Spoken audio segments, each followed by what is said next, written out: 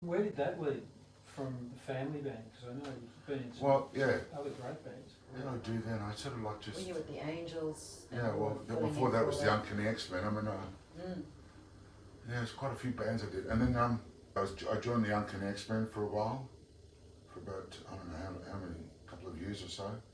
And then after that, there was a guy called Kevin Beamish who produced the second album with X-Men. And through that, he produced Rose Tattoo's album, and they needed a keyboard parts, and so I went and did that. And from there, I got a call from the Angels saying that they've got a 3-week tour. And I thought, 3 weeks, it's okay. I just bought a house in Preston with my Auntie Gia. And then basically the 3 weeks turned into 14 months because the album went so well. And I think they sort of said 3 weeks because they wanted to see how it was going, you know. Because I mean, you could hire somebody, and if they don't work out, it's just so hard, you know. I mean, that's part of being a muso. I'll tell it to all the musos out there. It's not just about the music. It's about getting along with people. You know, you can be a virtuoso keyboard player, drummer. I don't care if you don't get along with the family, so to speak, because that's what it becomes. You're a rotten apple, and the band would sound much better off without you. So if you get along with people, there's a good chance you're going to sort of like continue on doing. I don't take it too seriously, you know. I think, you know, and you make mistakes. You just, you know, look at each other and have a smile and don't get too hung up about it. Just, you know, and I've managed to just play music all my life. It was really the only time I've had a break was COVID, was, you know, where everybody else has had a break, and I hope everybody's come out of it, you know. I know a lot of people haven't. So now I'm just sort of, I'm happy playing music with Carmen, and you know, thanks for inviting me here. It's just like, I very rarely talk about myself, to be honest with you. It's just, you know. I think this is what it's all about, though. It's also about then reconnecting with all the other musos who are probably in the same boat, because after COVID, everyone's felt lost, and so we're just trying to. Well, we were the first to be called off, basically. I mean, you know, in the middle of a 6-week tour with Melbourne Ska Orchestra, and you can imagine, you know, the headache of that. That's like 24 people, you know, organising flights, you know, accommodation, all this sort of stuff, and all of a sudden, you're home, and then you're thinking, what's going on? That's another story. That's another story. But yeah, I thought you would arrive in your RoboCop outfit. Yes, we used to work with the Naz, the Truth. That's another band. Oh, that's another. Well, there's other things. And Michael, I want to hear a bit more about the Truth, because I reckon the Truth were one of the best. Oh yeah.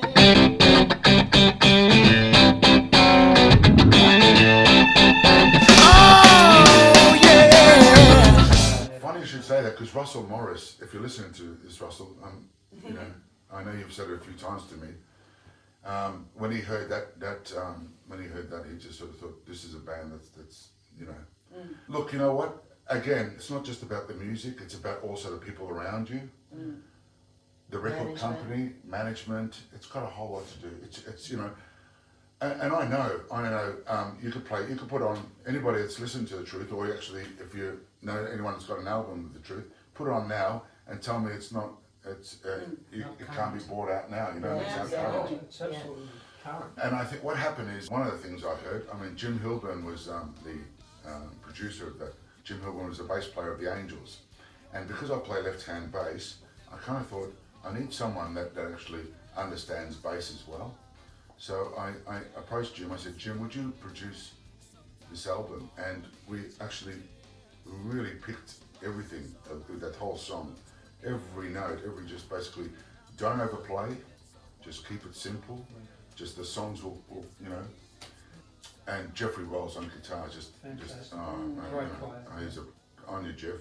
I mean, I actually just did a gig with him only about a month ago with Peter Miller. You know, we called him. His song, The Way, that you guys did brilliantly. Well, John Farnham, I think, ended up covered it. You know, look, when The Truth was starting, we had so many managers and agents ringing us up to say, you know. So what happened though, Mike? Like, what actually happened? Was it more like a political thing between the record company and the band? Well, yeah, partly the band. I think when you start hearing from other people ideas and stuff,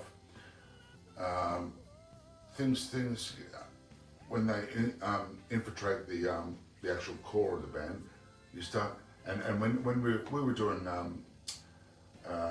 we did a Bryan Adams tour, for instance, and I tell you how much money a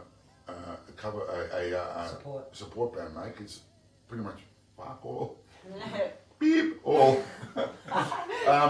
we did Rod Laver. Yeah. That was the time. So we'd do a gig at Rod Laver on the Thursday, and it would be like, you know, the band would make $150 for the whole band. Whoa. Yeah. Now this is what's going on, and then the next one is in Brisbane. So we'd get in a Tarago, like we couldn't afford then to actually fly. So the promoter wouldn't fly? No. It's just basically you want to do it. You want to do it. Well, The exposure. Here's what and it's pretty much like that. Exposure, yeah. And we were doing it for this is after coming off a band called the Naz, which was one of the Melbourne's most popular band. Yeah. And we were just at that stage was cover band, and the 80s. Well, hello. Yeah. And then going to that, and then actually making absolutely no money, but doing original stuff. That's why I think Australia music industry, it's just so wrong. It's just the whole thing. And I feel sorry for all the struggling musicians that are trying to make it. That I would actually drive to Brisbane, do the show, and then drive back just after the show. So it's that sort of thing. So you're actually blowing money. Yeah. As far as songs, the Truth songs go, I mean, you listen to that album and there's It's brilliant. They're all good songs. and people say they still play it now, you know. And there's a lot of people that have never heard of the Truth. They think, you know, I was at the newspaper, you know. Yeah. You know, I remember that page 3. So All those true. people that, you know, I've still got a T-shirt of the Truth. have Truth. Remember the Truth? Yeah. So good. It was a great band, and it was a great look. There was Tony Coper on vocals, who now is playing with John Stevens and managing John Stevens. Nikki on drums, who's now doing the Melbourne Ska Orchestra, you know, fronting that and stuff. And still Nikki's just a dynamite drummer. Jeffrey Wells, who's now he was playing with John, after he left the Truth, he played with John Farnham, Darryl Braithwaite. What really, I think, broke the camel's back was basically Tony and Nikki wanted to try a bass player.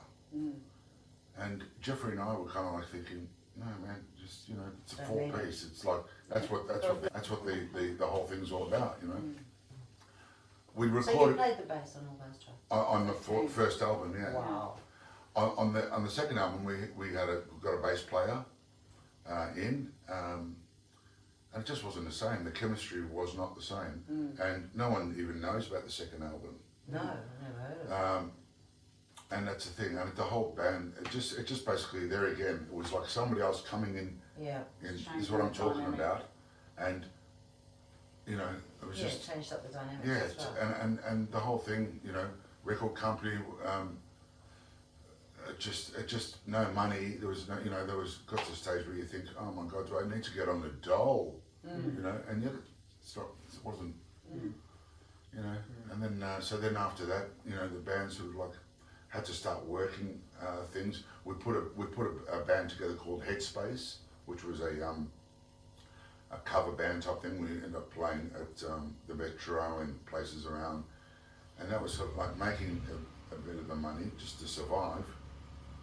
But then it just pitted out. We just did other things. I ended up joining a band called Beyond Belief with Matt Hetherington, who's a great band, great performers, those guys.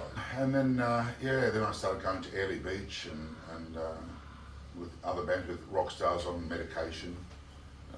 Screaming Eagles. Screaming Eagles was another band. I mean, there's so many bands. Just I became You're a bit of a musical.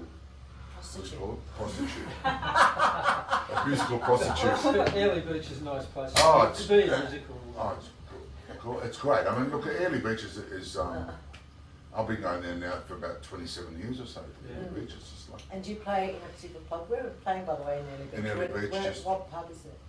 there's a place called Paddy's, which is a Is that where we're yeah. working? We'll be actually going there. Yeah. And when are you guys playing there? What November. November. There's The 9th, 10th, yeah. 11th, They 12th. have a festival there, which it only started about I think 10 years ago or maybe 11 years ago, and a guy named Buddo who really put all his money into it, and for the first couple of years it made nothing for him, but he was so determined, and now it's become A real life kind of thing. yeah. That's And great. good on you, Buddo, for listening to this. So as well. this is we'll be there when the music festival will be on. We're going there. So basically, we're doing the after party sort of thing, you know, at Paddy's. So all the music will come there, and Oh, I can't that'll be wait. great, yeah, yeah. yeah. Can't wait. Isn't that you and Just Carmen? us Is it two, Just the right. two of us. Yeah. I mean, Carmen plays drums Yeah. and stuff. Yeah, no, and we've- it's very Fantastic, dynamic. yeah. It's a dynamic thing. A lot of Yeah. fun. And when she suggested that we do it, I said, well, you're not just going to get up and sing. No, because I didn't want to be like Yeah. that either. We wanted Yeah. to do something different, Yeah. which it is different. Yeah. And it is- We have a lot of fun. That's the thing. It's